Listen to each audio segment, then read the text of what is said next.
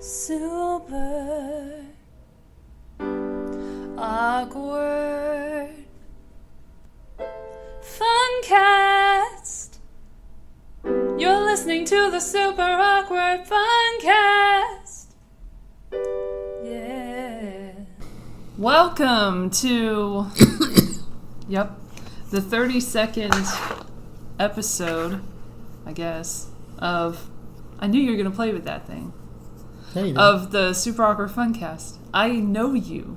I know what you're gonna break it. It's broken. It was already broken. No, I use it all the time. No, it wasn't. It wasn't opening and closing. That's why I took We have to explain what we're looking at. Okay. He was playing with my clothespin thing that I use. Broken. I used to clip chip bags. I knew you were going to play with everything. You weren't clipping anything with that. It was broken. Anyway, this Lies. is Steven. Oh, look. This is Steven. Steven's here. Playing with my shit again. I feel like this is too low. Let me. Ella has a bunch of cool stuff on her desk. I mean, it's not my fault. I tried to take some stuff off and hide it. Stop. Why? Why are you hiding it? Don't fucking... Please don't. Here's a tap card. I can't have everything out of order. How does your tap card still work? This looks like it's ancient. I don't know. Mine expired. I don't use that. Went on there. I saw like $5 on it. That's why it's there. Why was it under the thing? Things are under there. Please don't. Please don't. Hi. Please respect my privacy. It's not private if it's public. Anyway, speaking of private and public. So we have a virus. Who is a virus? There's a fun virus movies. again. I ain't prepared to talk about any other crap. I don't care about this media-inflated fear-mongering. I'd like to talk about movies. Okay. Let's talk about we can talk about how it's all manufactured. I don't want to talk about that. Let's talk about movies. Okay. I thought we were going to talk about movies. I prepared for that. Well, the Golden Globes happened. Yeah, I don't care about that. I'm talking about the Oscars, man. And then the Oscar noms came out, so we could go over those. I've accidentally seen all but 2 of the Oscar nomination movies. Oh my gosh. That's good luck. Wow. I know. Oscars. We'll have to give the Oscars credit this year because they actually nominated movies people saw. That's true. And I think that's interesting. I mean, I think that's fascinating that they would do that, finally. It's different. Different. I mean, the 2 that I didn't see are 2 that I will never see anyway, so... Okay. That's what people were like, listen to the movies. I'm like, well... Which ones did you not see? The Lighthouse, I'm guessing. I saw Lighthouse. That's not nominated for Best Picture. It's nominated for something. For like art direction or something. I don't think it's nominated for anything important. It's not nominated for anything major. I was talking about the Best Picture nominations. I mean, I looked at the other stuff too. Right here. Cinematography. Yeah, so... That's kind of big. Yeah, I think 1917 will win that, but... It's not like sound editing. I mean, it's probably... Star Wars. I don't know about sound editing for Star Wars. I mean, I think that's not. I watched a movie. I watched a movie this year that I thought this one was going to win for sound editing for sure because it was so interestingly mixed in the theater. Like, I don't know, it was very interesting, immersive. No, I mean, The Lighthouse. All that movie had going for it is art direction and cinematography. I see. And acting. I think the acting was pretty good. Yeah, they say it's good. The movie itself was pretty stupid overall, like pretty pointless, but... it's not my thing. It's actually, I don't think it would be your thing. I think if you saw it, it would be your thing. Oh shit, I totally got that right, that Star Wars was nominated for sound editing. I just guessed. That's usually where the cool movies go. Joker. Star Wars, Avengers, Joker. Ford versus Ferrari. I think that was the movie I was thinking about. 1917. That's fucking... That movie technically is fantastic. And it should win every technical award because it's amazing technically. It's an achievement, like a real achievement making a movie like that. But I don't know. Nothing this year beats Once Upon a Time in Hollywood. Like nothing. As far as like a Hollywood, you didn't see it. As far as I did see it. Then you didn't see it. Yeah, I did. You probably didn't even. You probably fast forwarded through it. No, I did not actually. I think you did. I didn't fast forward anything. I can't because it was the whole cast. I had to watch the whole thing. Yeah, I've seen that movie about 6 times. And every time I watch it, something new comes out of it, and it's the quintessential Hollywood movie, like about Hollywood for people in Hollywood. It's an insider movie, I think, more of like civilians probably won't understand it, but I think that a lot of people that have engaged in any creative aspect of Hollywood in the past 10, 15 years are going to understand it. because it's just about the changing of the guard. It's essentially... It's Inglourious Bastards in Hollywood. No, it's not, because there's no machine guns, except for the movie. There's a flamethrower scene. Because it all ties together as far as like a dragon, as far as fairy tales goes. There's a fairy tale, there's a dragon, there's a princess, there's a castle, there's royalty, there's peasants. It's all... There's Polanski. He's fine. Everything's fine. We're all going to be fine. Nothing happened. It's all good. Well, no, they didn't die like they were supposed to. Like that. I mean, that's, it's a fairy tale in every aspect. And I think that's, the combination, the multi-layered performances of like Leo DiCaprio is basically playing a character who's playing himself. And like he's playing every other actor in Hollywood, especially Brad Pitt, who are like on the verge of becoming, leading men into supporting cast into nothing. That's a pretty heavy part to play when you're facing that yourself. Leo DiCaprio is rapidly falling out of relevance because he's not young anymore. So it's like you got to figure out, you're not going to be able to looking for it in girls. You're not going to play a leading man anymore, and you're not going to play, the hero anymore. You're going to end up playing these bit parts or, coming back in a revival role, and it just has a lot to say. Like I said, I don't think civilians understand it. I don't think people that haven't involved in the creative aspect of Hollywood don't understand it. And they just don't get it. They'd rather go see, they'd rather have the Irishman forced down their throat and be like, oh, here's greatness, when it's just a bunch of mediocre bullshit, or, I mean, that's what I'm saying, like, in the list of nominated movies, there are no other movies and they bring nothing new. They bring nothing new. None of it thrills me. None of it excites me, except for Once Upon a Time, because at least it was something different and new. I don't think it was new. I think it was very similar to older movies as well, and it was like a love letter to Hollywood, which is going to... But see, that's what people say, it's a love letter to Hollywood, but it wasn't a love letter to Hollywood. It's an indictment of Hollywood instead. It's an accusation. It's an indictment of cults. Well, no, because the cult had very little to do with the movie. It was just about... Those things were the hook. Those were the things that make people talk about the movie. Because I know it's not most of the movie is just like him fucking acting and shit.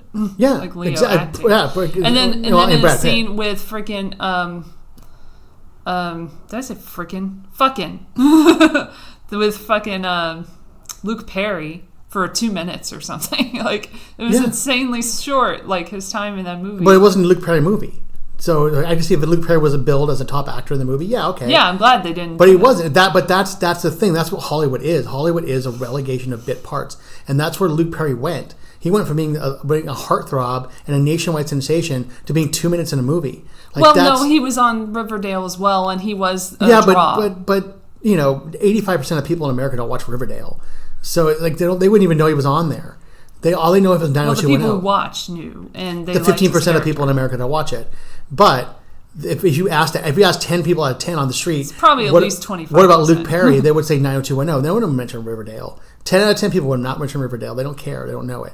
Like that again. But then again, that's where he ended up. He ended up playing a bit part, or at least like a semi-lead part, or a little part best character on a CW show on a fifth network. So the most relatable character. But that's where Rick Dalton ended up, right? He ended up on these big shows that he ended up playing the second bit part in because he was no longer a leading man, and then he had to go to Italy to play these leading roles because he was no longer relevant in America. Well, yeah, that happens. And that's what happens. That's what happens. That's why it's not a love letter to Hollywood. It's an indictment of Hollywood. It's an indictment of the youth culture. But still, like the way they make Hollywood look, and they're looking at all these different locations and stuff like that's. Yeah, and so what's different than any other period piece?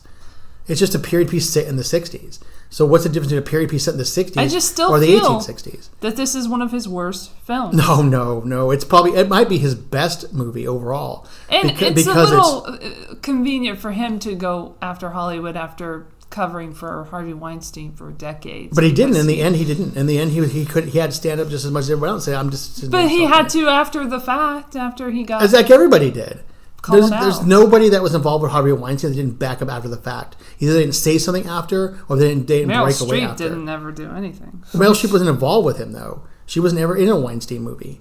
So she thanked him. She was in a movie with him. Oh well. But she thanked him at the Oscars. But there are also some people that won't. Or no, she called him God. There are also some people that won't. There's some people that won't, because Harvey Weinstein is not an anomaly. He's not. No, I know. He's like not, Louis B. Mayer. He's like anybody. Joe Skank, and there are girls and guys that do that shit in Hollywood. There are women that do that, or men that do that. You know, I was watching the Disaster Artist, and I was thinking, like, what if this agent chick, you know, the agent that Sharon Stone played, what if she was just out there trying to get tail or whatever from all these guys? There is no. It's like almost like sport. It's almost like sports, right?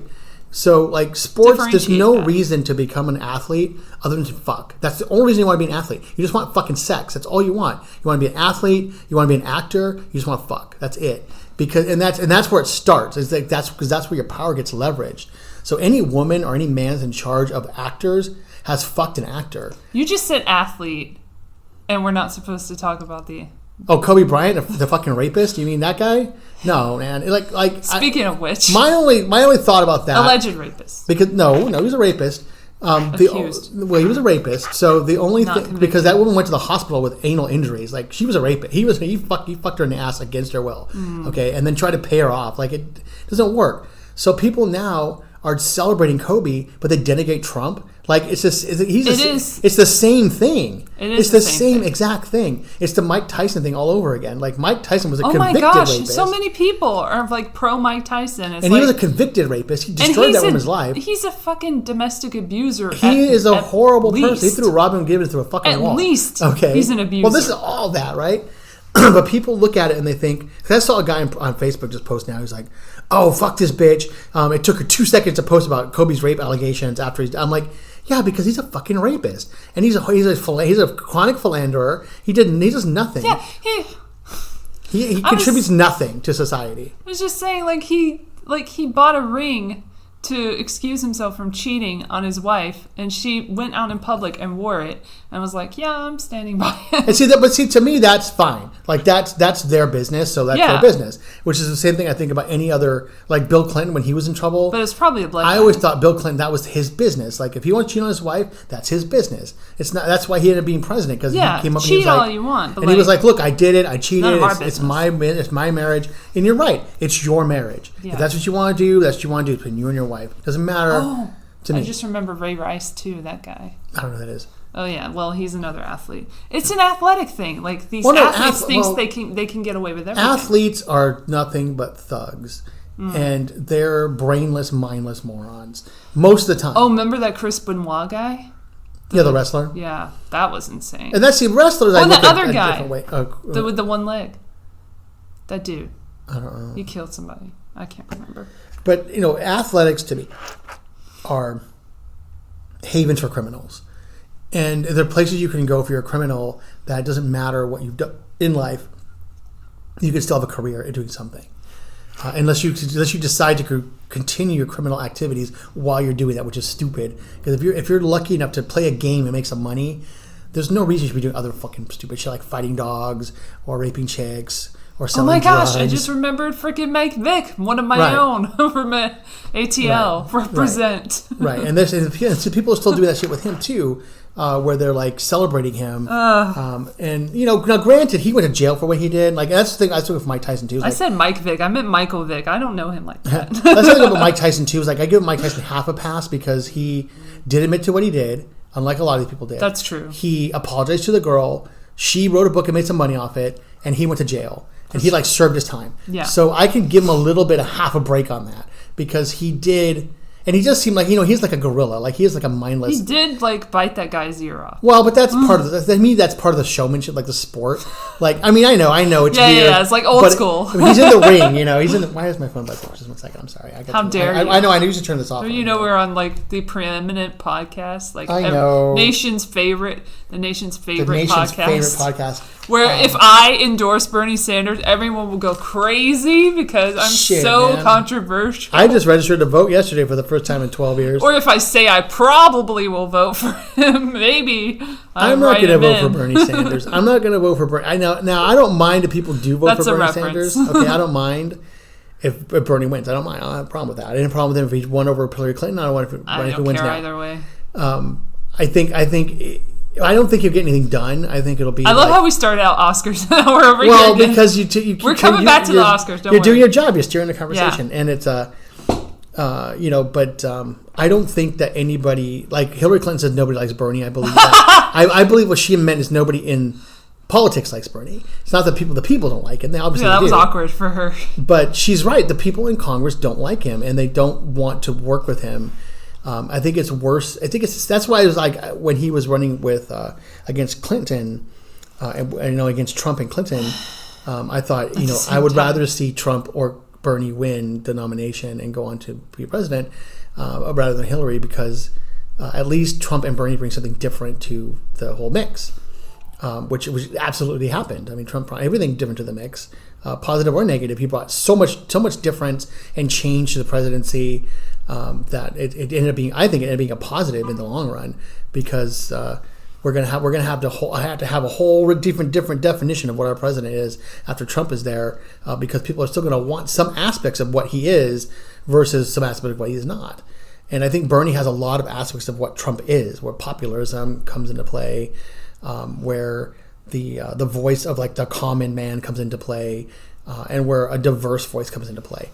And I think that Trump brought a lot of that up where people weren't having it. The poor, the uneducated, the sort of disenfranchised manufacturing base of country, like they had a voice finally, and it was not, maybe it's not the greatest voice ever, but it's somebody speaking for them.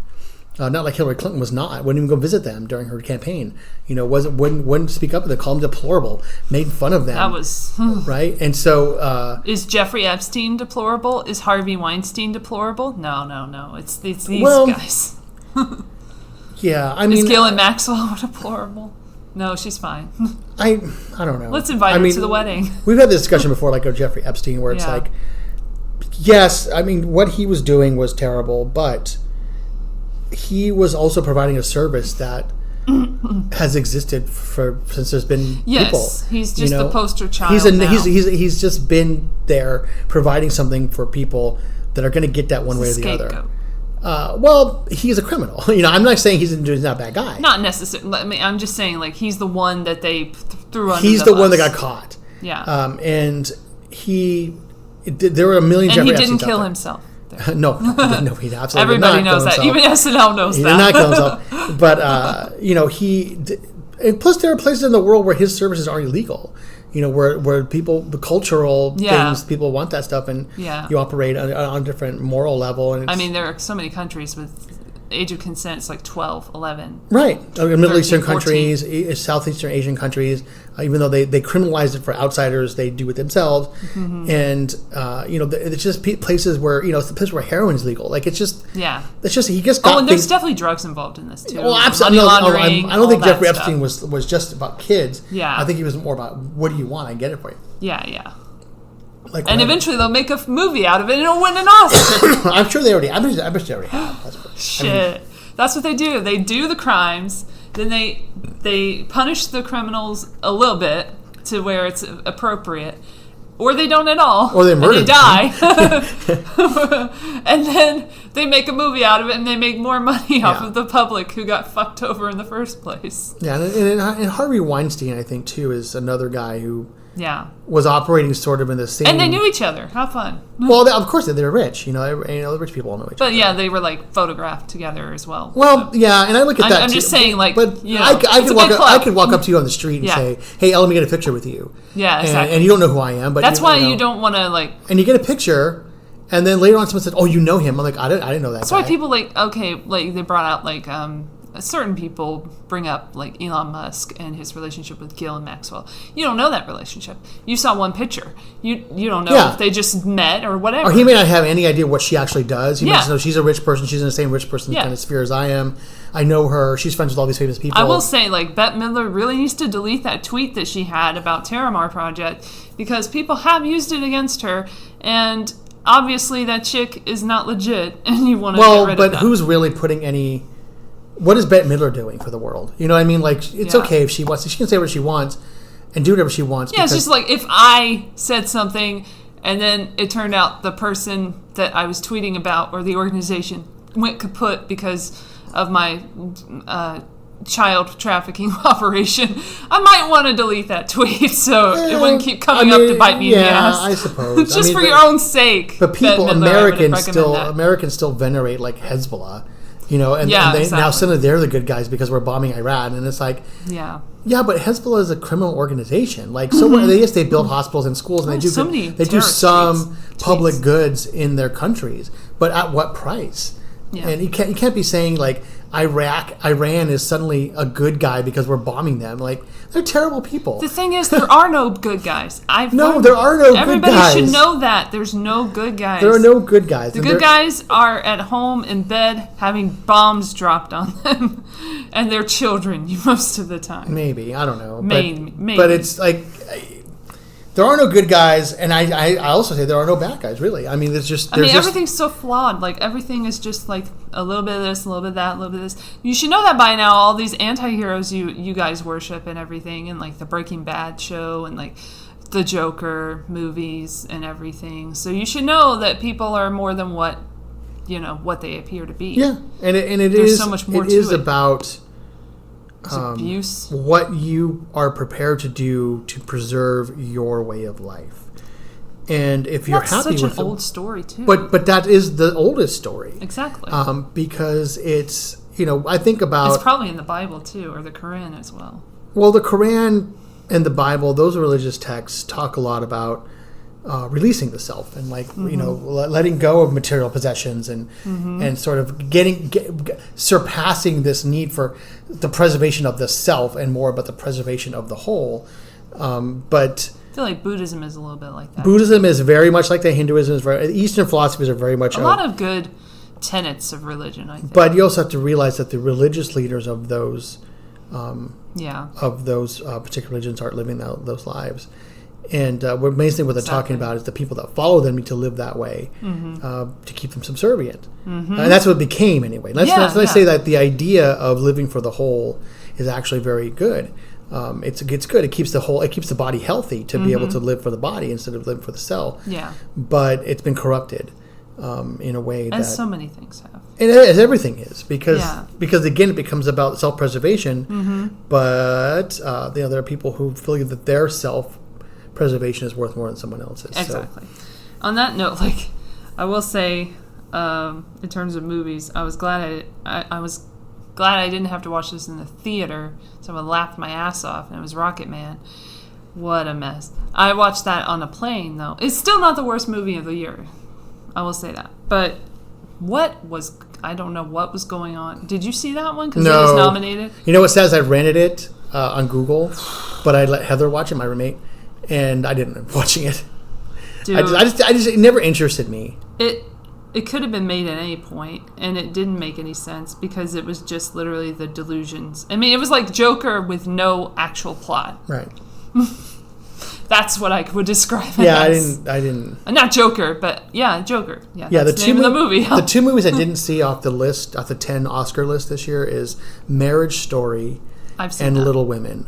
I've not seen Little Women because it was not nominated for a SAG Award, and I only watched the SAG Award nominees. One of the actors was nominated in that. Not in the SAG Awards. Oh, I thought they were. Yeah. I thought the ensemble was nominated. No. Huh. That's interesting. I just don't. I have absolutely zero interest in both of those movies. I had no interest in Marriage Story. I watched it. There were parts that didn't work for me, but ultimately it was a pretty decent film. Is it an Oscar-worthy film? Is it an Oscar-nominated? I mean, I don't really care. You have Oscars to care because you're in the business. They don't matter as much as people think. But until you're in a movie that has one nominated for it. Yeah. It's all political anyway. It's all popular. It's all political. All of them are political. Even the SAG Awards are political. So I don't think it'll win much of anything because it's just not. It's only going to be. It's going to be between The Irishman and Once Upon a Time and probably Parasite in 1917. Fuck no. 1917. 1917 probably is the dark horse candidate in there. Parasite is so fucking overrated that I mean it's just like if they made that movie in English, if that was an English language movie, no one would have went to see it. I don't know why Americans have to give so much credence to foreign language movies because they're in a foreign language. Like I watched this movie, I'm like, first of all, if you ever seen the show Shameless, that's all this movie is. It's that plus like I don't know. Some movie where people are hiding in the walls. Like I don't know. There's a lot of movies like that, but it just didn't really. I thought again, if this was in English, no one would have cared. It's the fact that it's in Korean. I like Bong Joon-ho. I like the host. I thought the host was like scary and funny and weird and desolate and bleak and had a message. But it wasn't. But it was about the family as well. It was like family dynamics was very similar. But who cares? It's like. But I like the acting as well. But is it worth all this hype? Production design. Is it worth being called one of the greatest movies of all time? Is it worth an Oscar nomination? I believe so, and some people do. But why? Okay, why?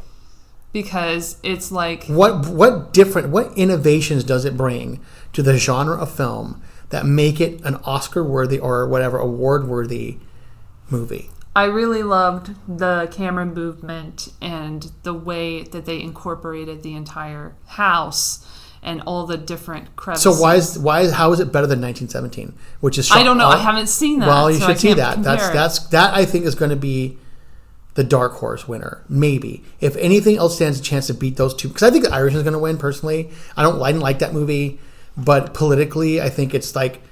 There's this war of snobbery going on in the Academy and in the voting body that is sort of saying Irishman versus Marvel, and it's like if in that movie came like the standard bearer. DC? No, because Martin Scorsese called out Marvel, not DC. No one's calling out DC. No one gets. I mean, he did kind of call. He called out. I heard some shit that he said about Joker. Because he was originally attached to direct that movie. Yeah, he was awkward.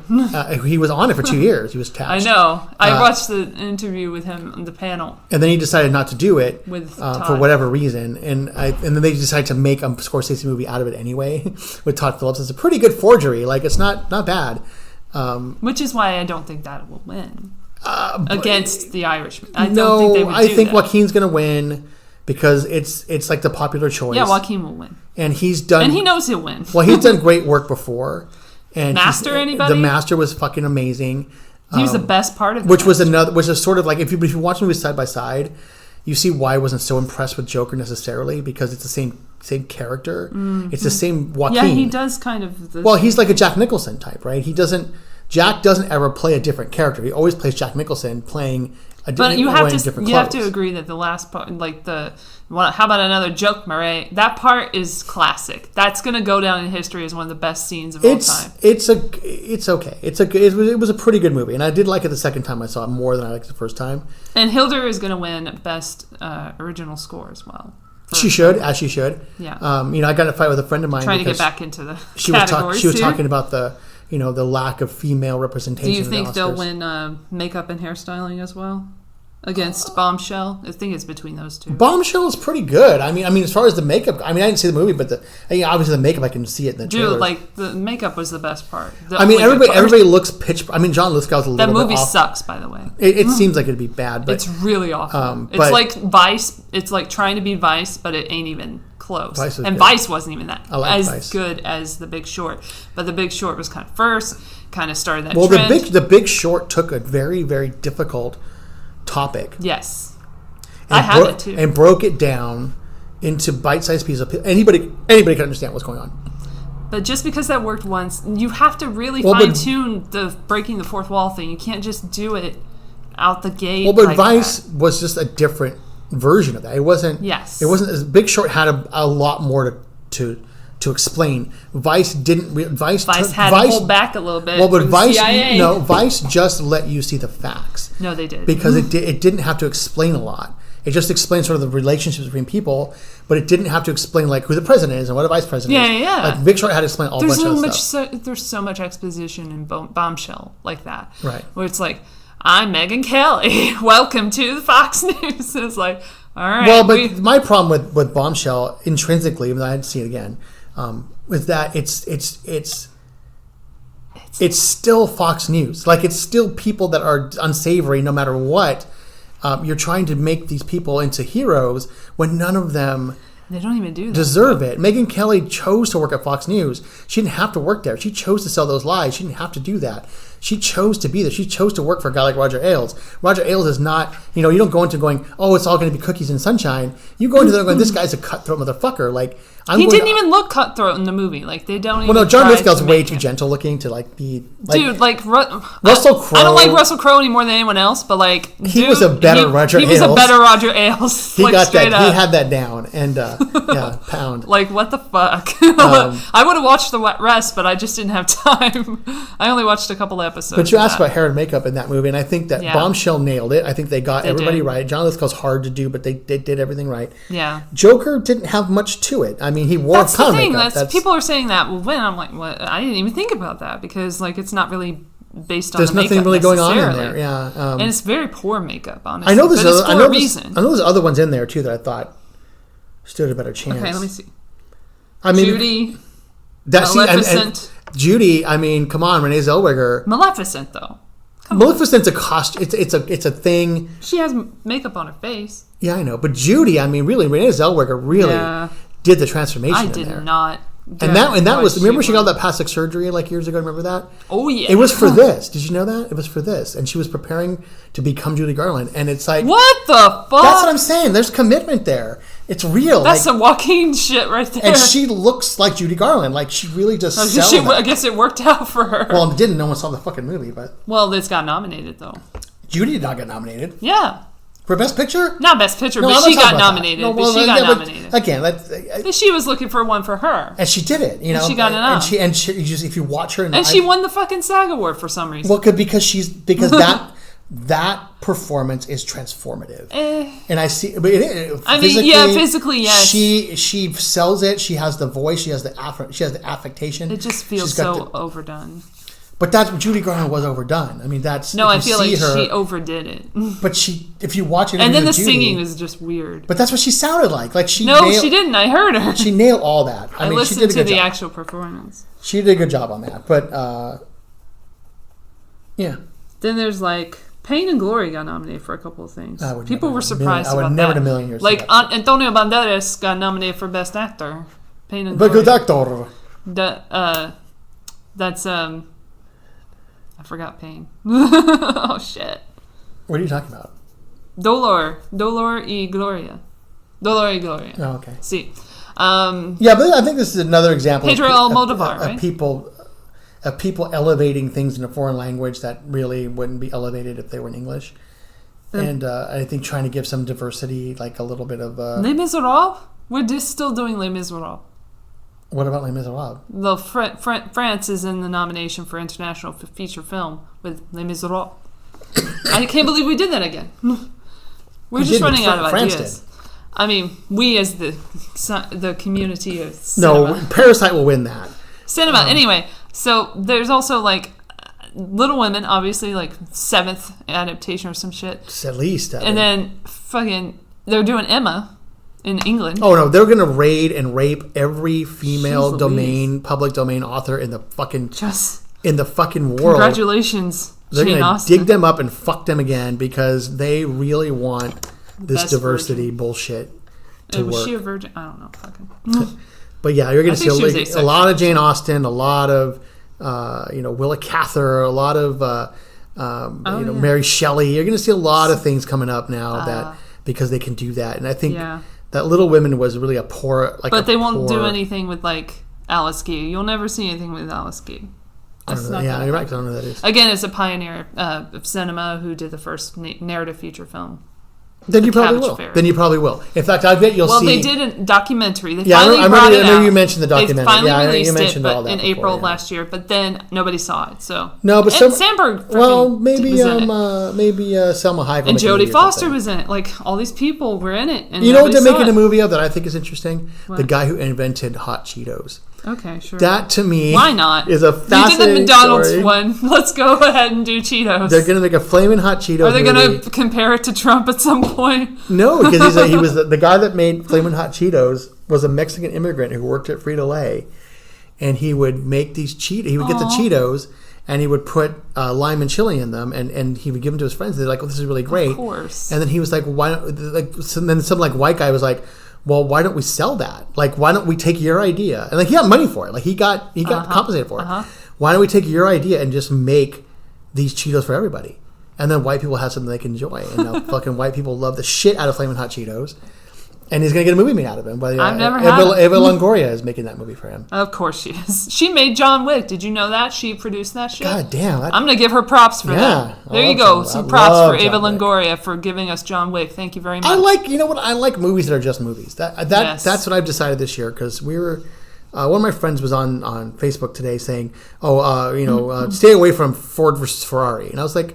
But why? Why would you do it? It's fine. It's nothing wrong with that movie. It's fine. It's just a movie. It's really just fine. Yeah. It's not great. It's not horrible. I think it's great in the aspect that it's just a movie. Yeah. It's not about... It's just, go take the parents, whatever, go to the movie. You just watch a movie. It's funny. It's thrilling. It's like a regular movie. The acting's fine. The cars are cool. It's not his best, but he's not really trying that hard. But it's just what it is. Yeah, it is what it is. And I was reading along with the story, actual story, while I was watching it again, because I always do that. And I was like, oh man, this is pretty interesting. Yeah. And I'm like, why can't you just tell a fun story? Both the actors were great. I mean, I like how on the interview circuit they had a little too much chemistry. I was like, okay, where are we going with this? Well, but it's funny because who's Matt Damon? It's not Matt Damon. It was Matt Damon. No, I mean somebody else. Somebody else was calling Christian Bale out on the interview circuit. Oh, because one of the interviews was like, wow, it must be cool to see Christian Bale doing a lot of his own stunts and shit. And the guy's like, he didn't do shit. He's not driving the car. He didn't step a foot in one moving car. No way. You could tell. Yeah, he's like, he didn't drive one car. That's a stunt guy driving all those cars. That's why that I should have given more attention to the stunt category for them, because I gave it to Joker eventually, but it was between those two, because those are real stunts. So I was giving props to people who were doing real shit, not with this tennis ball. What stunt isn't a Joker? Well, he got hit. Well, he hurt himself. He hurt his leg while he was kicking the shit out of the dumpster. So he actually hurt himself. That's not a stunt, though. That's an idiot. That's dumb. He's an idiot. But but he also had other stunts, and there were other stunts in the film with the cars and everything. I can't even think of anything. Him getting hit by the car and everything. Well, a stuntman did that, but yeah. Well, again, stuntman. Yeah. I guess. I suppose. All kinds of shit. One 10-second scene. The riots were pretty stunt-worthy. I guess. It's just I would put something like John Wick, or I'd put in something. If I could go back, I'd probably go for Variety, because that's way more legit. I would put. There are other. And if it was Fast and Furious, I'd probably give it to them, because better. It's a shit load of stunts. I didn't even know there was a stunt category. Yeah. You're talking about SAG for acting, yeah. What else was in that SAG category for stunts? Because there's got to be better. Avengers. Well, absolutely. I mean, in my opinion, Avengers Endgame is the best movie of the year. I've never seen it. That is the best movie. It's on yet? No, it's on Disney Plus. Damn it, motherfuckers! I forgot. It's because to me, do you remember when Return of the King won all those awards? Right?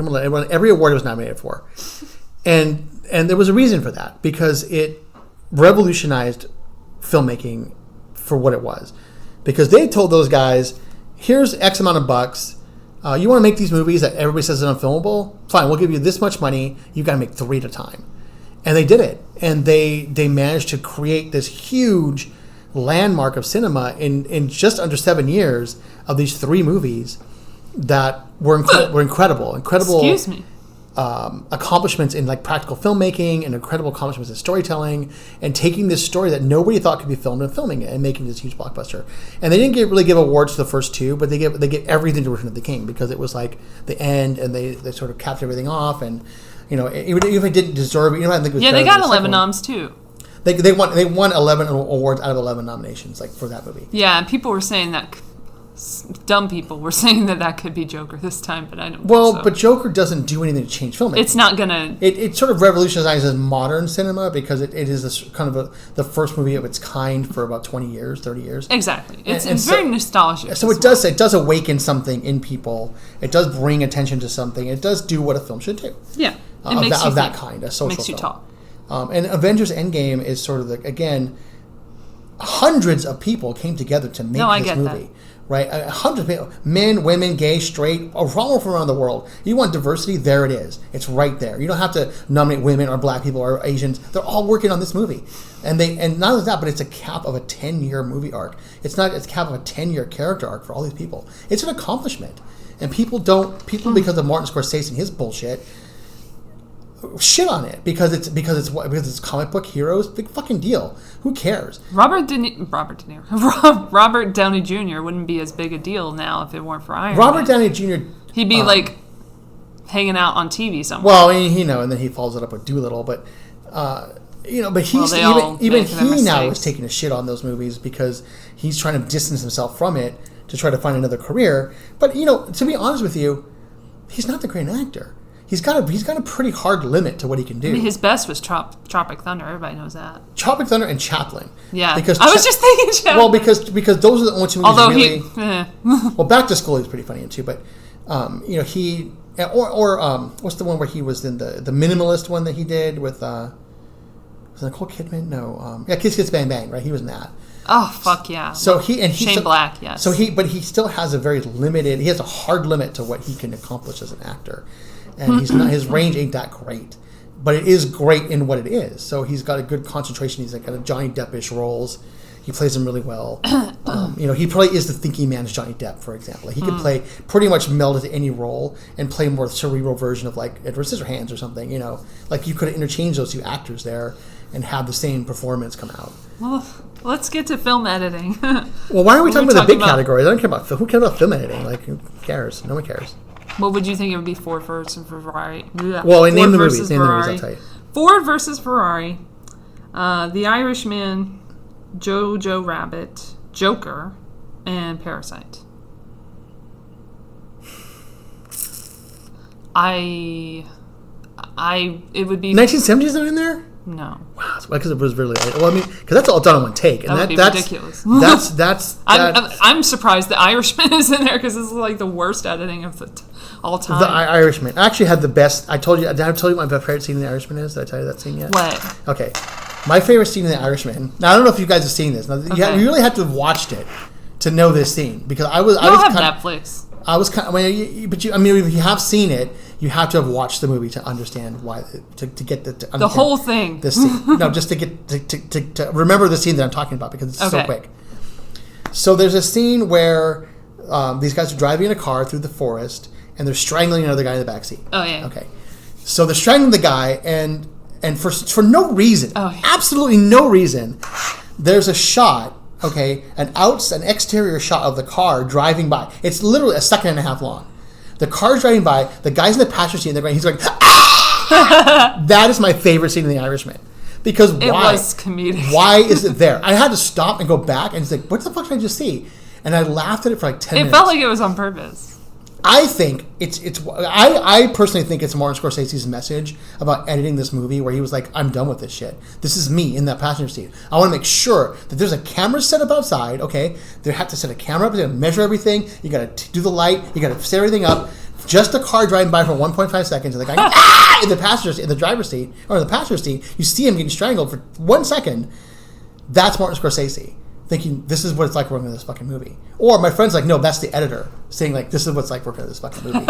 So for any case, it is the most. This is the weightiest scene in that movie because that to me is how I felt watching that movie too. Where I feel like I'm in a car going nowhere, being strangled to death, and my legacy is just being seen from the outside, going like that. Yeah, that was a beautiful scene, but. If you want to get into Irishman, okay. I mean, the violence was really interesting because it was very old school. It's like. He's shot. Boom. He's gone. We're moving on. Like, it's not a big Well, then we're moving on to a 15-minute scene of Al Pacino being shitty.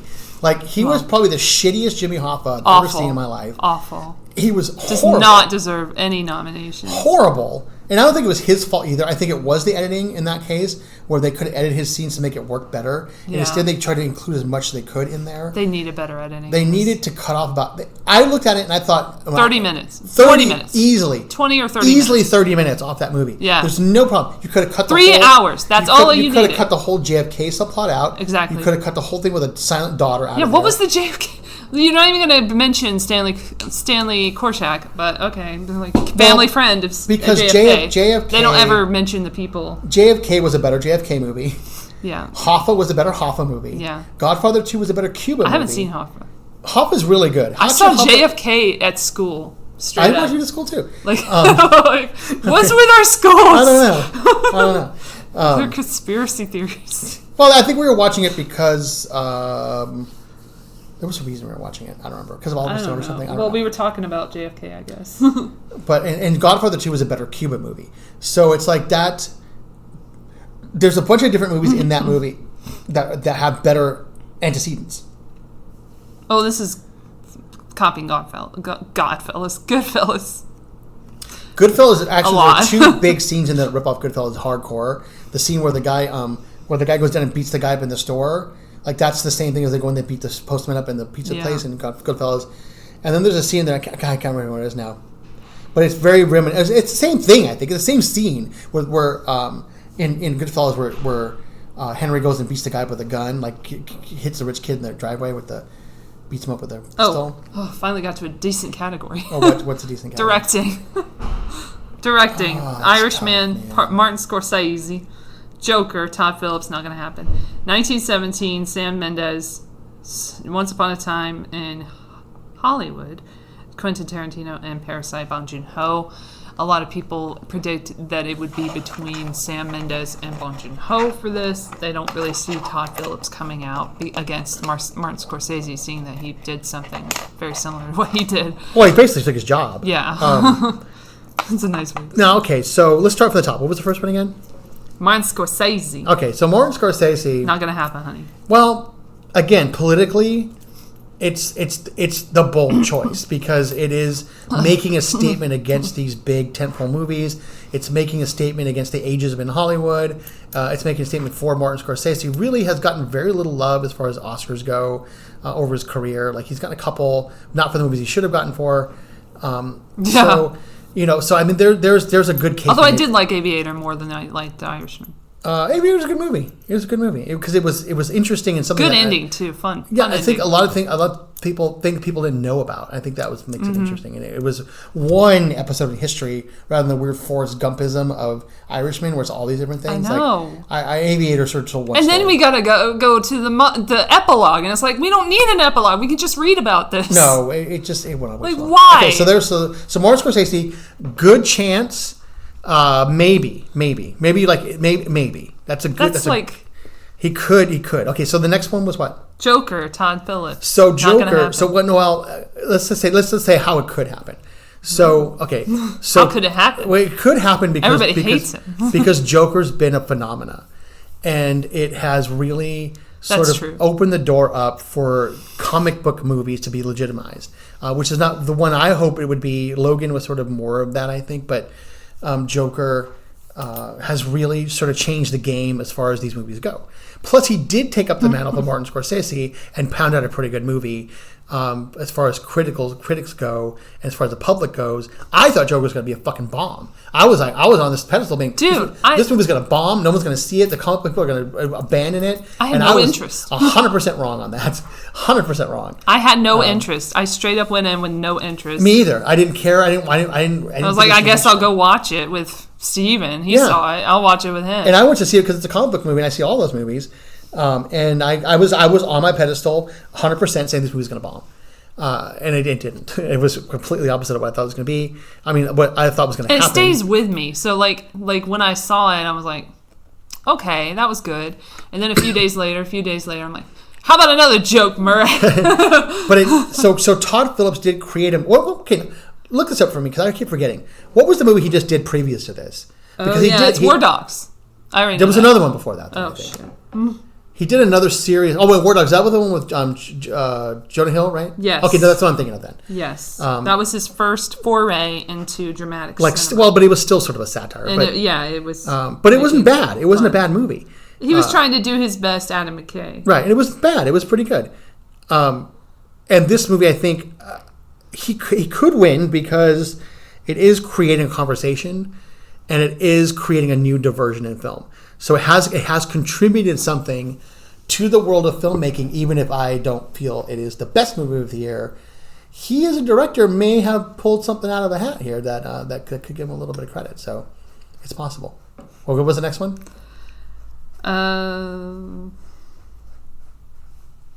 The Sam Mendes one. Okay, now that... Okay, so again, the same token.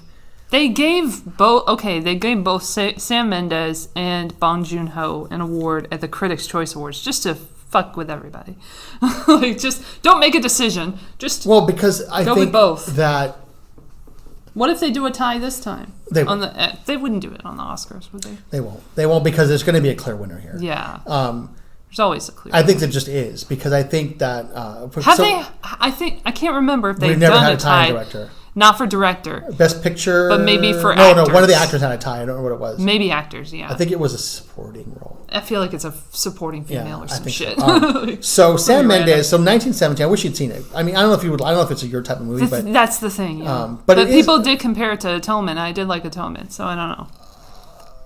I guess. I mean, okay, so 1917 isn't great acting-wise. There's not a lot of acting going on in there. I didn't hear anything about there's a lot of reacting going on.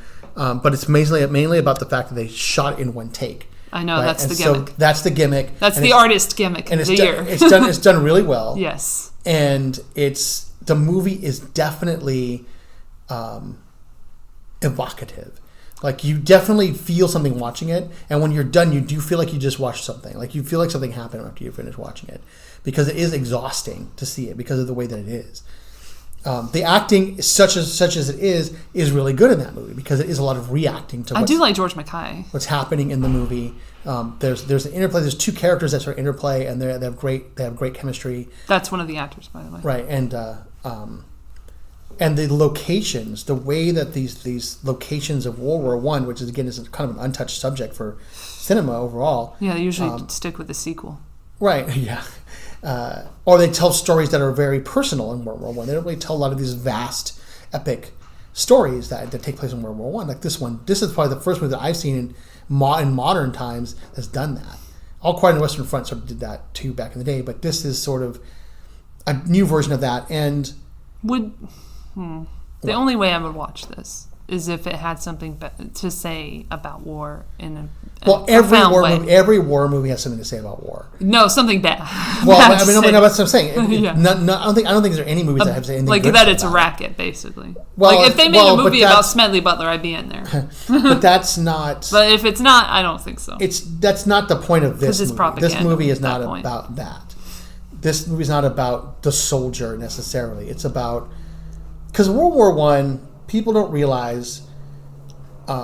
Just how terrifying that war was, right? And how brutal it was. You know, I was just listening to a podcast, which is a great podcast called Hardcore History. It's about World War I. Well, it's about World War I, and it puts you on a ground level view of that, and it tells you a lot about sort of the opening months of the war and how that worked, and how 75,000 people a day were dying in that war. 75,000 people a day, okay? Dying in that war in the initial stages of it. People were just going and just dying. You know, there's a very famous movie called Gallipoli. If you've seen that movie, you know that story. And that's a story about the Australian military, the British military, fighting against the Turkish military. And the Turkish military has machine guns. And no one has ever had a machine gun before in war. No one's ever had that weapon. So the British don't know how to deal with it. So all they can do is just throw people at it until they get to the line.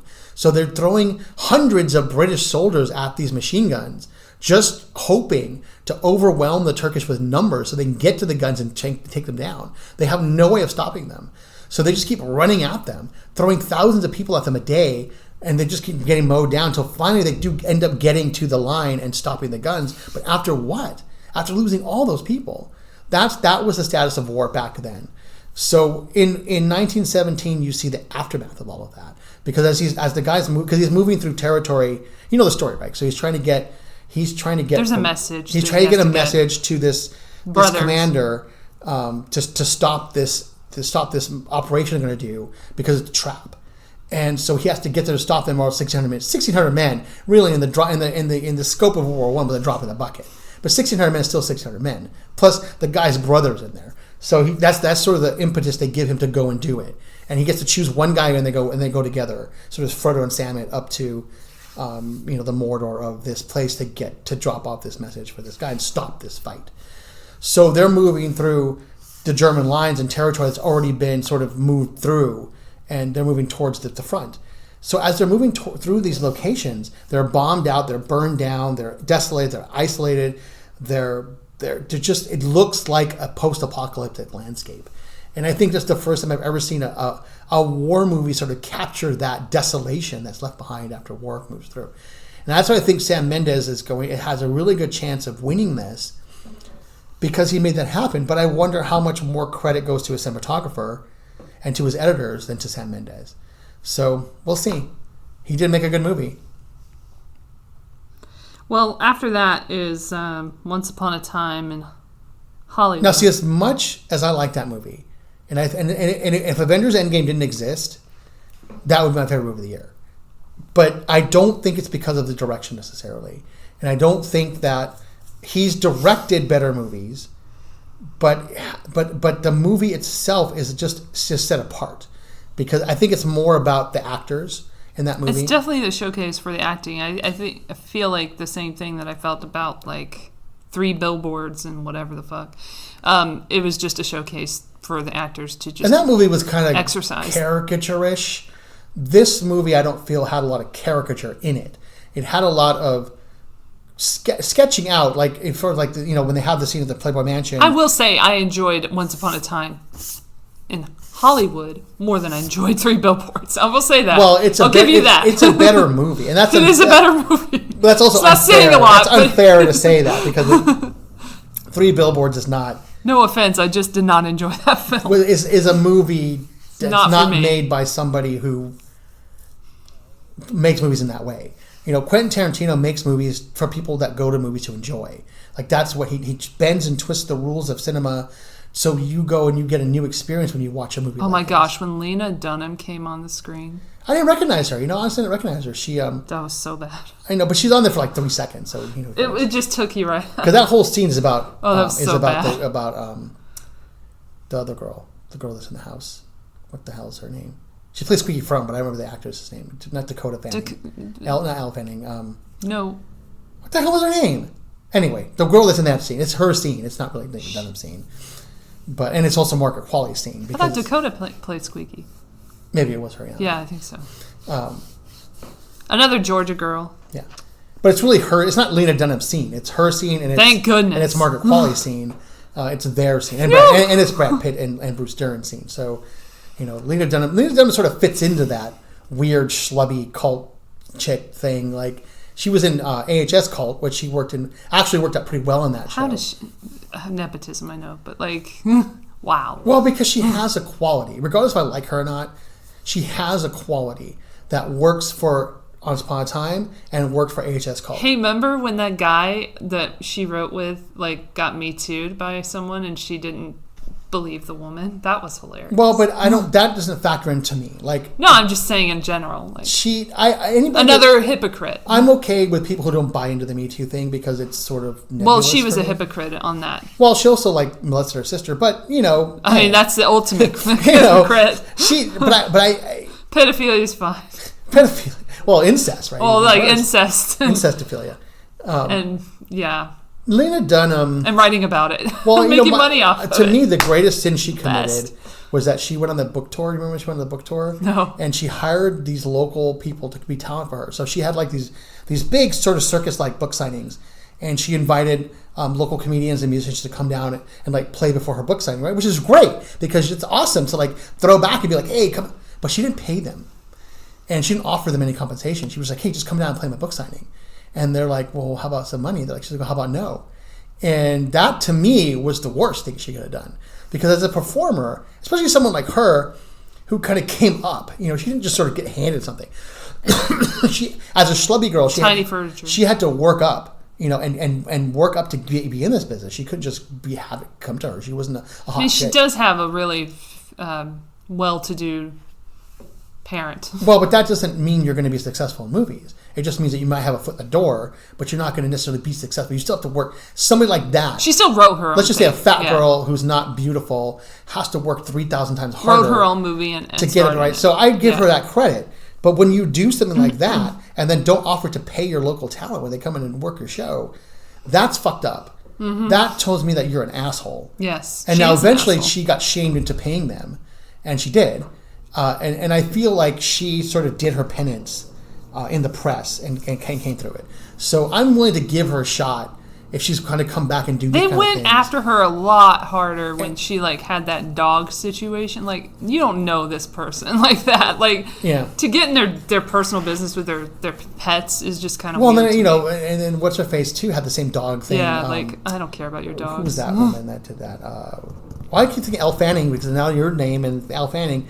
The girl from the TV, Ellen DeGeneres. Okay, Ellen DeGeneres. Ew. Who took the dog in and then gave it away and was like, oh my God. And then she got another dog and she's like, now she's promoting pet food. I'm like, dude, you just sent a dog back to whatever. Yeah. Anyway, so we're talking about Once Upon a Time and directing. And I think Quentin Tarantino always has a chance because he's Quentin Tarantino. Ugh. But I think he's up against...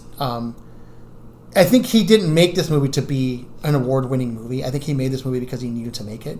Yeah, to make himself feel good about supporting Polanski and what I don't happened. think there's any support for Polanski in that movie. No, he did. No, if you listen to the Howard Stern interview that he did back in the day. Well, but a lot of people support Polanski. I'm not going to just lump him in. I'm not lumping him in. I'm just saying, this would make him feel better about that position. I guess, even though Polanski's hardly in it, and he's kind of made to look like an asshole, but... he's kind of look like a cuckold. They basically. Still make the thing that happened that turned him into this pedophile because you can just. But it's not about the movie's not about Polanski. The movie's about Sharon Tate, if anything. It's not even about her. No, it's not. But if you're going to choose them, but I'm saying it's not really about him. That's ultimately what it does. Is kind of take. But isn't it also a metaphor for be careful what you ask for? Because if Rick Dalton in the movie had gotten involved with Roman Polanski the way he wanted to, then he would have been tainted by what Polanski was going to do just a few years later. So it's a good thing he didn't get involved with him. Even though he gets involved with Sharon Tate at the end, there's no guarantee that Sharon Tate is going to stay with Polanski. Because if you remember, in that world of that movie, because when at the Playboy Mansion, Steve McQueen looked... I don't think in real life that there was a whole lot of chance. Because Steve McQueen, the scene with Steve McQueen and Michelle Phillips at the Playboy Mansion, Michelle Phillips just lays it out. She's because Jay Sebring's there waiting to move in on Roman Polanski, right? Because he explains what their relationship is, and they're all still together now, right? The threesome are all still together. And obviously Sharon and Jay still have a relationship going on because in the movie, Sharon's is getting fully undressed in front of Jay. She doesn't care. Mm-hmm. She's almost fully naked, pregnant in front of him. She's spending time with him in the bedroom. They're sleeping in the same bed. It doesn't really matter. Mm-hmm. So Polanski, in effect, he's getting cuckolded in that movie. Yeah. He's made to look like an asshole. He's a cuck. And I think, he's a cuck. And I think that's Tarantino's answer to that Howard Stern thing is that, well, let's just show how this actually works out. And Rick Dalton reveres Roman Polanski. He's like, I could be in a Polanski movie. I could be in the next Rosemary's Baby. I could be in all these movies. He doesn't even realize... What's the other guy's name? I can't remember. This stunt guy. Cliff. Cliff, yeah. Yeah, Cliff. And I think Brad Pitt's going to win that supporting actor. He's so great in that movie. He's going to win. Everything about even though that horrible scene at the end just was... but that's the whole point, ridiculous. Right? Because he's... That's all he knows. He gets to fulfill his role as Rick's protector, and that's sort of where it comes in. Is because he Tarantino based their relationship on Burt Reynolds and Hal Needham, who were another actor stunt man duo in the 70s. Because remember, Burt Reynolds... I was trying to figure out who they were trying to be. Burt Reynolds was supposed to be in this movie. He was supposed to be Bruce Dern's part, but he died. Well, so he didn't make it. Yeah. So Bruce Dern... That'll put a damper on things. But, and obviously Brad Pitt is playing Robert Redford. And Robert Redford, as an actor, he's just like he did in Moneyball. Moneyball is the best Robert Redford performance that's not played by Robert Redford. Brad Pitt nails Robert Redford in a million years. He hits that mark. And so I think that you would see Paul Newman and Robert Redford in these Once Upon a Time roles if this movie were made in the 70s. They would be them. And now it's DiCaprio and Brad Pitt. And both of them are taking lots of chances playing these parts because Brad Pitt's character is not a hero. He's a man. We were talking about how these people are just people and that's what they do. Yeah. Because in the world of this movie, Brad Pitt is a World War II Special Forces veteran. and he is a killer. And he's been trained to be a killer. And when he came back, this is how Quentin Tarantino explains anyway. Mm-hmm. When he came back to America, he couldn't really find the joy in living life anymore because he had all these things. So he became a stuntman. And it was just because so he could live that death wish every day. And then he found Rick, who took care of him, and he just found this manly relationship with these two guys that was like he found somebody to take care of him. He could take care of. Rick is manic depressive, which is his problem is that he has a manic depressive disorder. So he's constantly up and down. And I think that Cliff finds comfort in that because Cliff is very stable. Even though he's a mental instability, he is very stable when it comes to DiCaprio. Getting shades of like his character Tyler Durden in Fight Club a little bit. And it is a little bit like that, except that he's not so self-absorbed. Yeah. Cliff does have a little bit of empathy for people around him. He does care about Rick. He does, genuinely care for him. And the dog. He loves his dog, right? He loves pets. That dog. And I think that's where we get to see that even though Cliff isn't a hero, he doesn't act in heroic ways, he is a good guy. He's just a good guy who got into a bad circumstance. So he went through war, his PTSD, his problems. But the way that he cares for his pet, even though he's a little bit rough with the pet, like when he talks to her, like, don't whine, or you don't get fed, right? He still is, they always tell you know somebody about how they treat animals. And he loves his dog. And he loves Rick, who's another pet of his, right? So that's why I love that movie. It just reminded me of Putin and his dog. Oh, he loves his dog. Hitler loved his dog too. I'm just saying. There's some people that doesn't always apply. Well, but again, you can take anything. Like even if I want to argue for Hitler, Hitler didn't really kill. Hitler didn't really kill any Jews. He sort of said, "You guys take care of this," and that's what they did. Yeah. He blamed the Jews for a lot of stuff. He instigated a lot of things, and then somebody else took that out. And then we also can't forget the role of the American industrialists who were funding him for all this amount of time beforehand. I didn't think they even knew really. What he was. No. Prescott Bush knew. He didn't know exactly what was going on, but it ended up benefiting them greatly, and they got the gold. Because what you're going to do as an American industrialist in World War II, or they got the business from the railroad, right? Well, you're going to back the winners, and then the IBM right, and you're going to see Germany moving against Poland. You're going to see Germany moving against Europe, and saying, "Well, these guys have it together." I'm talking to these guys over there, and they got it together. We're going to back these guys because the Americans weren't involved in that. It was Europe's problem. It wasn't our problem. Well, before he became what he became, he was given support monetarily. No, absolutely. By great grandfather. Right, but that's you can't pin that. You can't say, well, they supported Nazis because the Nazis weren't the Nazis at that point. They supported Hitler. That's why. Right. Well, Hitler wasn't the Jew killer at that point. I know. We make that distinction. Right, we say Hitler. Right. He was just the winner. He was the foreseen winner, and he was a new economic power. We want to get involved with that. More different than like the Mujahideen and everything. Like, no. And the Taliban. Right. Like it's very similar. Right. It's like now, if profiteering has always been. If we found out that Hitler was murdering Jews and still continued to support his war effort, then we have an issue. I think that did kind of happen. And it did with Henry Ford still kind of. And then also Coca-Cola with the Fanta drink and everything. And I would say, but Coca-Cola's an international company, so I mean it's an American company. Yeah. But if we found out, if we continue to support Saddam Hussein, for example, instead of ousting him the way we did and tearing his head off, if we continue to support him extrajudicially, we would be in trouble. And I think we sort of skirt that line with Israel right now. Because Israel is a totalitarian. We're directing.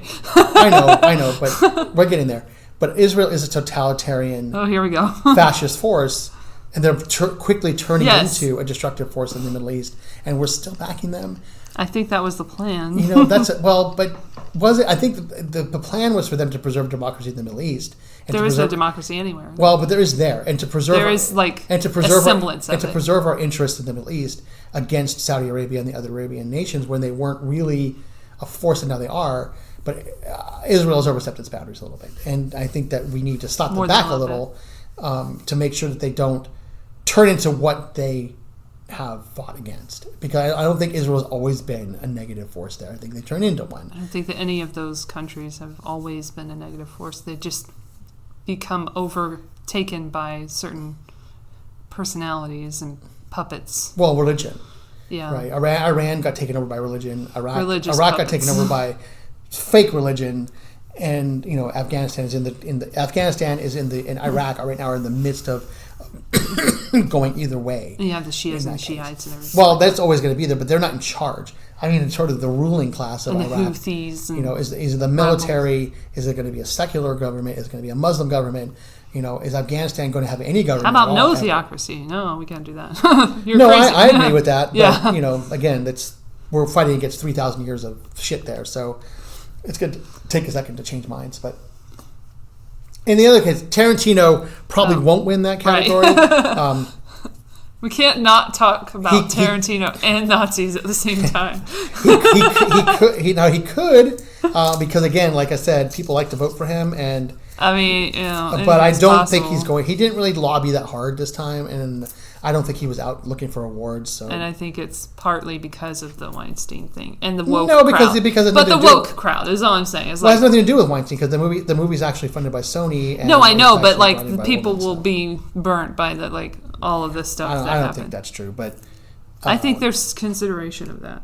Okay. Anyway, Parasite, Bong Joon-ho. I want him to win. Obviously, I don't see why. I don't see how the directing's better than any of the other stuff. I just think that's so amazing that they built that place from scratch according to his specifications. James Cameron built the fucking Titanic. I know, that was amazing too. Tarantino I gave him all the credit in the world for that, by the way. He was the king of the world for that. And moment. Tarantino rebuilt Hollywood, so I don't know if that's any better than building a house, building a whole city, but. They also went to 70 different locations for one sequence that they didn't use all of those locations for, but they made a photo book, which is really cool. So they were able to. So you wanted him to get a directing nomination for something that's not even in the movie. I didn't say that. You just did. I'm just saying one thing that happened production design-wise, which is not even the category that I'm talking about.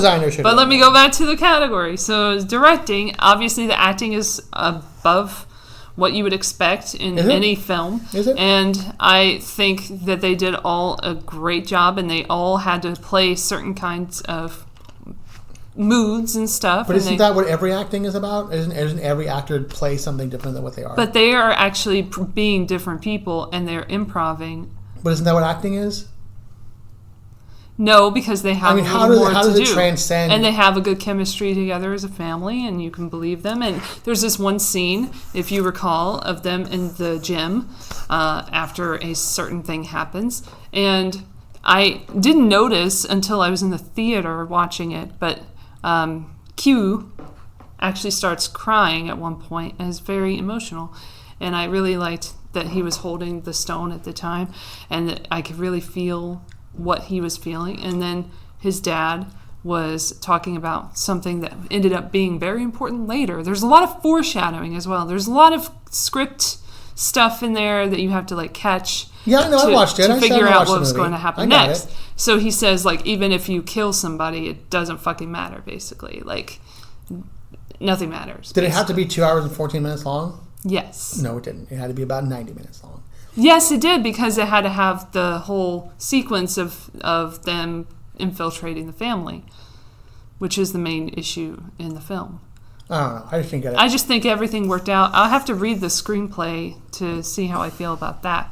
Well, you have to read it in Korean, because in English it wouldn't make any sense. No, in English it will make sense. No, I'm telling you right now, if that movie was filmed in English, no one would care. Yeah, they would. It has been. There have been several films like that, including Servant. I will look that up. Yeah, no, I don't know. I think it's the PC choice. I disagree. I think that I don't think it has anything to do with wokeness. No, it absolutely does, because I don't think, again, if there wasn't such a outcry for Asian representation, there isn't though. They didn't even nominate The Farewell. No, and but that sucks, because that looked like a really good movie. That looked like I actually wanted to see that movie. I don't know why I didn't watch it, but it looked like a really good movie. And I don't understand why. Awkwafina is a force to be reckoned with. I think the premise of that movie is devastating, first of all. And I don't know, the trailers look really good. I'm definitely going to watch it on Streamer. Anyway, I don't know. I think overrated, but I'm and I don't see what it contributes to film. But it's I do, because it just looks so amazing. And it's just shot so beautifully. And there's so much detail to the script, to the acting performances. Oh, they shouldn't read the script. To the script, the dialogue. Gosh, what the heck. And then, obviously, the production design is top-notch. There's so little in the way of, like, flaws that I could mention. Like, except that it's maybe boring. 2. Except that it's long as fuck. It's not boring to a lot of people. A lot of people enjoyed it. It was raucous. It was fun. I think it's the man eating chicken. I don't know what that means. In the old carnival days... Oh, great. They would advertise... The carnies would advertise the man eating chicken. Pay 10 cents to see the man eating chicken. So what would you think if someone told you that? You would think, I'm going to go and see this fucking chicken eating man, right? Like, I'm going to see this fucking crazy chicken. You go in, you pay 10 cents, the lights go down, the curtain comes up, and there is a man, a human being, a male person, eating some chicken. So then the people go, oh my God, you just ripped me off. That's not a man eating chicken. They're like, no, it's exactly what it is. It's a man eating chicken. Now, why don't you go tell your friends that you saw the man eating chicken, and then laugh at them when they come out of your time what they saw, right? So everybody goes in, doesn't tell their friends it's a man eating chicken. They go in to watch their friends get fooled, and everybody gets caught up in this thing, but they don't want to admit that what they saw was a sham because everybody else is saying how great this shit is. That's not true for this particular film, because I would not. Look, I went to see this movie not knowing anything about what it was about. Okay, neither did I. Zero. Except like the main. Okay, I didn't know the main IMDb either. Okay, I thought this guy made a movie about The Host, right? Which is the last movie that I saw. Snowpiercer, he also made. And Snowpiercer, which are genre movies. But he came up with this during Snowpiercer. Right. After Snowpiercer. So, which are excellent movies. I both like both of those movies. Snowpiercer is a really kind of wacky tale, right, about his train and a weird thing. Kind of sci-fi-ish a little bit. The Host is about a monster. It's about movies. So I thought, okay, Parasite. This is going to be another Korean horror movie about a parasite, right? So did I. Or some kind of worm or something. Like it was so. So I go and I said, no, I can expect this. So I go to watch. I'm like, wait a minute. This isn't a horror movie. It's not even. It's not even scary. It's not even. It's not. Okay, so I had to put that aside first, waiting for the scary stuff to happen. Nothing happened. Of course, there was like really excellent violence. There was definitely great violence in that movie. But and I watched. I'm thinking, waiting for something to happen. And so far, I'm predicting everything that happened in the movie. First of all, I'm like, okay, this is going to happen next. The family's going to come early. I don't think he's going to get his mom in there. The dad's going to come next. But you never thought for a second, like, because this is things that, I did not that think you would think that people that would happen. happen. I did not people living in the walls. Maybe they would try to like infiltrate by seducing the wife or something. You didn't think about that because that's such an easy thing to do. Right? Because once he got his sister in there to be the art therapy person, I thought, okay, now his dad is next, or his mom is next. Because they kind of set that up. They're going to figure out, right? The movie, the show Shameless. That's what that show's about. So it's about a family of grifters and gypsies from the UK, yeah. that do this kind of thing, that grift for their family, and then get their family involved and stuff. So there's already that precedent. So I'm like, this is going to be like Shameless. Okay. Now, granted, the twist of the guy living in the basement. Okay. Which you came up with later. Which I have a huge pet peeve about in the movies like that. Like I don't like it. That was unexpected. But then what happens after that is not unexpected. So nothing different, nothing in this movie happened. But I don't think it was supposed to be. I wasn't surprised. This isn't like an M. Night Shyamalan movie. Well, but it's not like it's like, right. Ooh, there's a big twist. But there should at least be originality. And if I could predict everything that can happen in this movie as I'm watching it, it's not original. I got all this story already. Well, you're just one person. Yeah, so there's one of me. There's got to be others, right?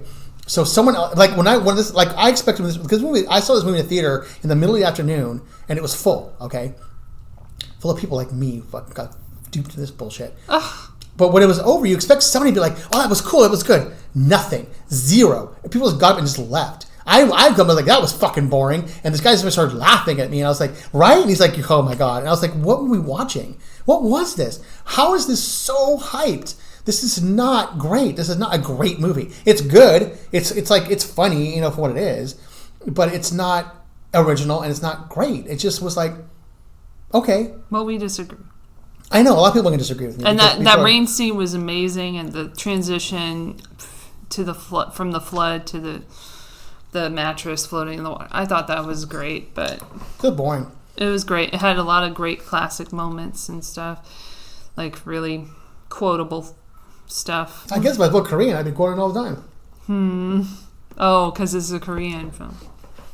They should have nominated The Host that year. I thought The Host was amazing. When I saw The Host, I was like, "That's the best movie of 2013, right there." It was there. really great. It was a movie everybody should see. Yes. I'm not sure everybody would like it because it is a monster movie, and I think it does fall in a genre. And I think that it's not a perfect movie, but it is like definitely a movie that if you like monster movies and you don't like Train to Busan, right, another Korean movie. I haven't watched it yet. I tried to watch it. It's on fucking Kiwoo's Netflix. in it. Wook-chig. It's on Netflix. Fucking watch it. What's your problem? Okay. It's on Netflix. I know, but I haven't house. yet. It's in your home. Whatever. You're here all day. Like, watch it. I haven't yet. I will. Like, that's a movie where I was like, because I love zombie movies. My favorite kind of horror movie. That's my thing. Is like they don't really. You can't really reinvent the wheel. But they did. I'll try. I'll watch it. You watch it and you're like, 28 days later. How can they make a zombie movie that's different than other ones? And they do. Okay, I'll watch it. That's why I like Korean horror, because that's why I would see this movie with expectations of that, because I was like, this is gonna be a horror movie, and it wasn't even a good movie, let alone a good horror movie. That's a lot to say. Like, a lot of people made this movie too. Not like hundreds of people made this movie. And it was okay, and I'm glad that it's successful. I'm not just and they worked really hard on the set. And that's really hard fucking on awesome. That's the great. Storyboards. Everything was planned maybe out. Maybe I'll check out perfectly. the American version when they make that. And then, oh gosh, they're not gonna. Of course they will, because it's gonna. They're gonna make the series first, which is based on the movie. God, it's horrible. They made a series, Shameless. No, this is a little different. It's anyway. Korean. And then, like, there's things that happen on screen that were planned. Like, everything is very, like, technically brilliant in that film. You say that, like, 1917's technically is absolutely technically brilliant. This is technically brilliant. If they shot Parasite, without a gimmick. If they had shot Parasite in one take, I'd be down on it. No gimmicks for this one. But didn't you just say they built a whole house and they tracked the thing? Is that a gimmick? No, they had to. You just laid out a whole bunch of gimmicks. But they had to make it technically brilliant. Mm-hmm. I don't know. It's not a one. So then I guess technically it should have won awards, but directing wise, I don't know. Anyway, so then there's like actress in a supporting role. Kathy Bates somehow got in there. Good for you. You're still around. Kathy Bates. Richard Jewell. I wanted to see that too. My dad saw that. Clint Eastwood film. Movie, yeah. The Chris Eastwood film. I'm not editing this, by the way. And then Laura Dern, she's going to win. Whatever. What's she in again? Marriage Story. I didn't see that. Divorce lawyer. Hollywood Love. Who else have got in there? Scarlett Johansson, Jojo Rabbit. She might win for that. Florence Pugh. Well, she's in twice, right? Little Women. Yeah, she is. She's in for that for... Bombshell, Margot Robbie. Right. Robbie. No, not Margot Robbie. Who's Charlize Theron is for Bombshell too, right? Yeah, that's... Not Charlize Theron. Scarlett Johansson, I mean. What's her other one? What? Scarlett Johansson has 2 awards this year. Yeah, right? I know. What's the other one? Marriage Story. Marriage Story. Not her best. I think if I could choose between those two, I'd say Jojo Rabbit was better. See, Jojo Rabbit is another movie I didn't get. Like, okay, now we're on the same page. Let's get on the same page. Right. So Jojo Rabbit. What the hell was the deal with Jojo Rabbit? I think Jojo Rabbit. What the hell was the deal with Rebel Wilson? I didn't mind it. See, I didn't mind the Rebel Wilson parts. I didn't mind the. I didn't mind the comic parts. I thought the comic parts were really too much Hitler. Well, but Hitler's funny. Like, you overdid the Hitler thing. Hitler's funny. I don't have a problem with it. The lines weren't good. The one thing I have an issue with in Jojo Rabbit. Okay, so you have one thing. So like 12 years ago, there was a movie called Life Is Beautiful. Did you see that movie? I did not, and I feel very good about that. Bernardo Bertolucci, what the fuck his name was? I forget his name was. Roberto Benigni. Right, Roberto Benigni. The chair guy. Who did the movie absolutely destroyed his career, but because you never see him again after that, never. So I would say kind of like that guy. I am the captain now. Well, he has other problems. Yeah, you can't take the street out of the guy, unfortunately. Well, no, he works. He just doesn't work very high profile. He's probably hard to work with. He's not high profile. Anyway, so I'm going to see Life Is Beautiful, and this movie is about. Ew, it's actually 2 movies in one. Okay, so the first movie is a romantic comedy about a man and a wife in pre-World War II Italy, a Jewish couple who meet and fall in love and have a child, and it's this really beautiful sort of love story. Okay, And then halfway through the movie, the war happens. What? And Hitler moves, and the Nazis move into Italy, and they start taking the Jews away and taking them to camps. So they take the man and the wife and the kid to this camp. Oh, so it's a sarcastic Life is Beautiful. No. Well, no. Okay. So Life is Beautiful becomes this sort of idyllic, romantic movie into this really, really hardcore concentration camp drama. Kind of like Pan's Labyrinth. Like no. Okay, no. But no, because there's no fantasy involved here. Okay, no fantasy. Except for the fact, okay, Feels so like the main gist of the concentration camp story is that Roberto and his wife get separated, and the kid gets separated. So all three of them get separated. The little boy doesn't know what's happened. He's too young to understand like what's happened. Okay, so this boy is kind of similar to Roman's character. Roman? Oh, I know his name. I don't know what you're talking about. The child. From? JoJo's character. No. Okay. So I don't know why you were talking No, let me finish about because I'm getting to the point here. So he made this, so you get to the thing that the dad decides he's going to pretend that they're at a camp and not at a concentration camp, but that they're not in no danger. So he tries to do everything he can to get the other people in the camp to create this illusion that they're at like a summer camp. So the little boy's like scared.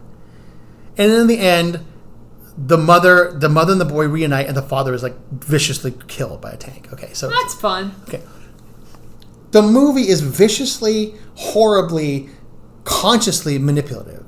Okay, it's the girl I went to see with, my girlfriend at the time, could not stop crying. Like she could get up. She was like, whoa! She couldn't get up. I was like, look what you did. Like. It wasn't sad because it was sad. It was sad because it made you feel sad. Like, so JoJo. I think I know where you're going now. So Jojo Rabbit. All right. Starts off in a very sort of Wes Anderson-ish way. Yes. In a camp, which everything's very uniform. Moonrise Kingdom. Right. Very, very, very Moonrise Kingdom. Very uniform. I love that fat kid. Sorry, right? I don't know his name. I love him too. I love those parts of it. He was so cute. What I don't feel, and I'm going to spoil this one because I don't give a fuck. So eventually the mother, who is like Scarlett Johansson, who was a very positive force in JoJo's life, the other person understands him. She takes in this Jewish girl that lives in the wall, which I can't stand. I can't stand that thing. But she keeps that secret because he's he's a little Nazi. Yeah. But he's a kid, right? He doesn't understand Nazi youth why he is a Nazi. He just knows this is how he lives. He doesn't understand it. No. So they find comedy in that. Mm-hmm. And by taking the point of view, and Hitler's his imaginary friend, right? So, and he idealizes Hitler. And that's Taika who directed it. And Hitler is really the only father figure that he has because his father's gone off to fight in the resistance, and he's gone. So he doesn't have a father figure. He has another kid he hangs out with that is sort of like... He has glasses. Right, he has glasses. He's a fat kid. He's got another... He's hilarious. He's great, going places. Great. He's a little Ricky Gervais. Like he's so cute. He's so good. Then they've got. He's the best part. Oh, he's a little Nick Frost. That's what he's the best part. Yeah, I have just decided. He's my favorite part of this fucking movie. The best part. Although Sam Rockwell's character. He's close. Yeah. So then he has another father figure in Sam Rockwell who plays like a German commander who doesn't give a shit. But he totally understands that the war is lost. He knows they're going to lose. He knows the Allies are coming to Berlin. He knows they're done. So he's just going through the motions because he is the grown-up version of the little boy, right? Jojo Rabbit. So you have these really great scenes of this kid. You have this hyper satire of Nazism seen through a kid's point of view where it's very comical, of Hitler seen as a comic character. You have these really hyper sort of like satirical scenes going on, which I think are actually really brilliant and they're really funny. Then the mom dies. Yep. Okay, so... before that, there are like hangings. In, they set it. They show her shoes. They set it up, right? They set up the mom dying. I don't now. To me, spoiler alert. I told you I'm gonna spoil it because I give a fuck. To me, it feels like maybe a studio head, maybe somebody on Taika's. It is in a little circle. It's or a something, downturn, man. Said this movie's too funny. Yep. We're laughing too much at the Nazis.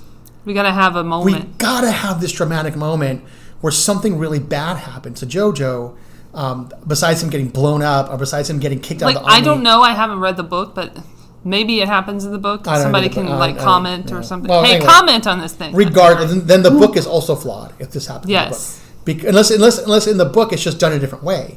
I'm sure the book is a lot better. In the movie, it's just meant to add drama. It's not there really to catharticize anything, because he has one response to it, which he goes and he stabs the Jewish girl right in the shoulder with his bayonet, and then they're dancing in the street.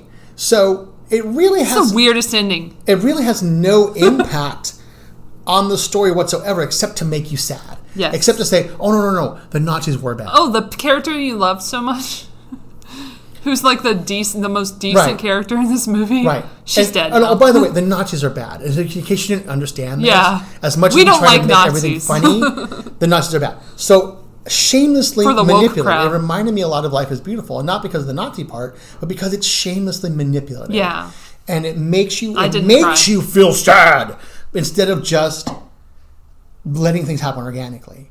Did you cry? I didn't cry. Why would I? Because it made me. It tried to make me feel that way, and it didn't even really linger on enough to make me have emotions about it. It was just kind of like, I kind of felt like, oh yeah, she had to die. Yeah. I see now that we were set up to see this. Yeah. And it was just sort of amateurish and ham-handed. And Taika's a new director. It's okay. Like, it's all right. You know, the fact that he made a 90% good movie is really cool. Yeah. And he's a great director. And he does contribute great things to movies and to television. I haven't seen Thor still. It was on Netflix. Well, it's still there, I think. It's there for like another month or so. I should watch it. You should. It's not bad. It's funny. It has a good sense. It has a good Australian sense of humor, New Zealand sense of humor. Right? It's really. Funny. And he went to Berlin. He was like a part of Germany for a good amount of time. He did study there, so he did a lot of research. Right. I think this was not the movie he wanted to make. Yeah. And or at least a movie he should have made. And so I went to see it, and I remember starting to watch it and thinking, oh, I'm going to really like this. It's a movie I really should like. In fact, this movie actually made me question my sanity my mental state, because I really should have liked it. I should have too. And when I got done, I was like, wow, I really didn't like that movie. Yeah. And I went with Heather, my roommate, and I went with this couple that we go to see movies with, and they were like, oh my god, that was the greatest movie I've ever seen. Oh my, like was it though? Was it? And the guy was like, you just hate everything now. And I'm like, you know what? Maybe you're right. Maybe I hate everything. Maybe I fall into like the Stan Marsh, South Park, everything is shit, right? Yeah. I fall into that level where I can't extract joy out of anything anymore. And I don't like anything because I should have really liked this movie.